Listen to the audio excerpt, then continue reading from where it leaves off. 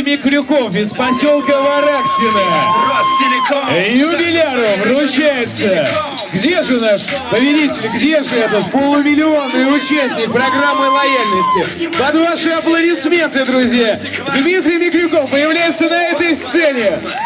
Я не представляю, что творится внутри у этого человека. Но наверняка салют. Точно такой же праздник, точно такая же феерия и настоящая победа. Дмитрий, вам слово.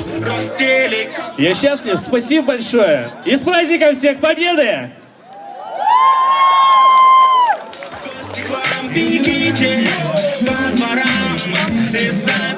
Из публики ОАО «Ростелеком» Андрей Шперлинг. Под ваши аплодисменты, друзья. Дорогие ижевчане, гости нашей столицы, компания «Ростелеком» поздравляет вас с праздником Победы.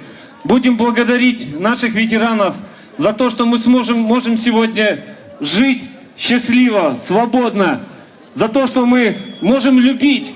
С праздником вас Победы! Ну и компания «Ростелеком» поздравляет также своих абонентов и хочет видеть вас вместе в рядах золотой лихорадки.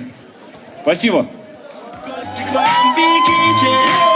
Итак, Дмитрий, вы получаете сертификат, который удостоверяет именно в том, что вы стали полумиллионным участником программы лояльности «Золотая лихорадка». На полученные премиальные баллы вы, безусловно, можете воспользоваться услугами компании «Ростелеком».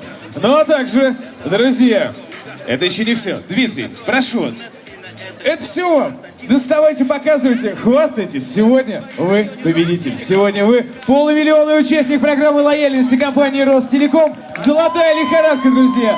Ваши аплодисменты этому счастливчику. Андрей, раскройте секрет, что же находится в этих самых пакетах. Давайте вместе смотреть. Ну, во-первых, я, наверное, прокомментирую, что 2000 баллов, которые Дмитрий стал сегодня обладателем, они приближают его к числу участников, которых компания «Ростелеком» пригласит на Олимпийские игры Сочи 2014. Это здорово. Ну и здесь памятные подарки, которые, в общем-то, я думаю, Дмитрию будут полезны. Особенно они ему пригодятся в поездке. Всегда в поездке, куда бы то ни было.